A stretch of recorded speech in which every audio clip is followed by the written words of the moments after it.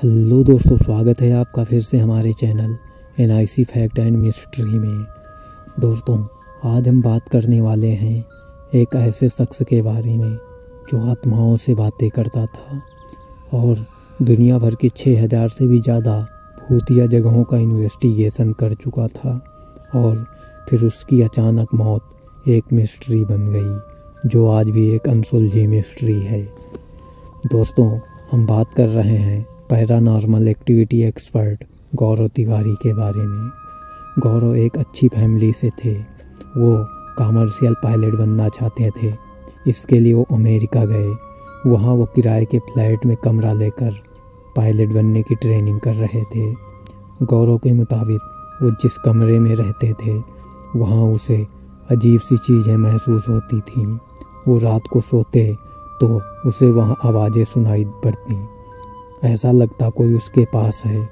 उसको वहाँ अजीब सी फीलिंग होना शुरू हुआ।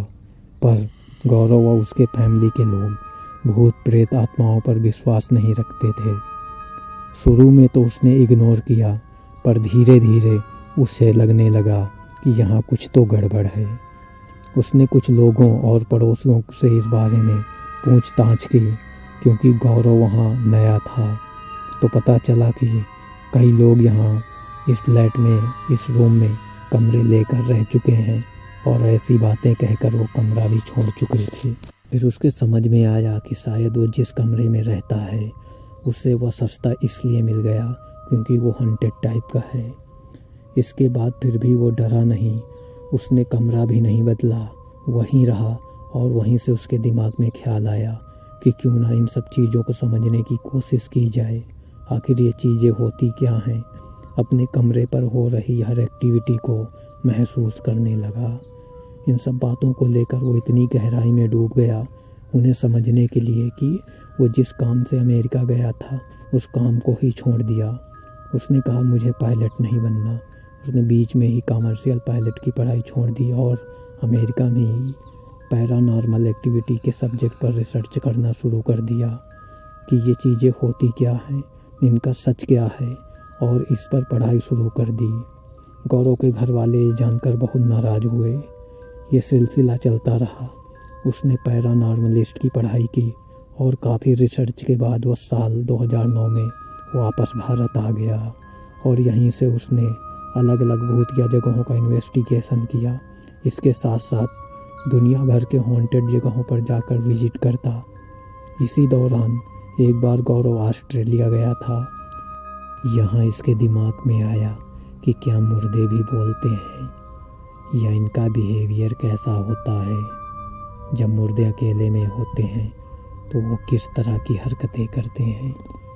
ये समझने के लिए उसने ऑस्ट्रेलिया के एक मुर्दाघर मरचुरी में बाकायदा अपनी टीम के साथ पहुंचता है। मरचुरी में जहाँ एक साथ सभी डेड बॉडी रैक पर अंदर रखी जाती थी और वहाँ का टेम्परेचर भी वैसा रखा जाता है ताकि डेड बॉडी ख़राब ना हो। मरचुरी में सभी रैक में डेड बॉडी रखी गई थी, सिर्फ एक खाली रखी गई थी। उसी रैक में गौरव तिवारी को लेटाकर मरचुरी के कमरे को उसकी टीम के द्वारा बाहर से बंद कर दिया गया था। उसे दूसरे दिन खोलना था। गौरव के पास सिर्फ 2 चीज़ें थीं, एक टार्च और एक थर्मल इमेजिंग कैमरा जो रात के अंधेरे में भी शूट कर सकता है। जो इंसान अपनी आँखों से नहीं देख सकता वो कैमरा रिकॉर्ड कर लेता है।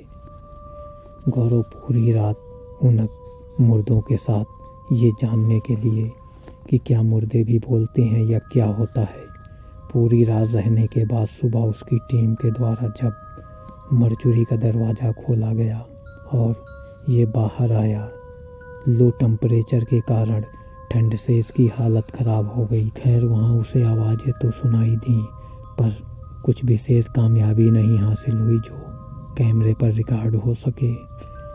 इसी प्रकार उसने 6000 से भी ज़्यादा जगहों का इन्वेस्टिगेशन किया।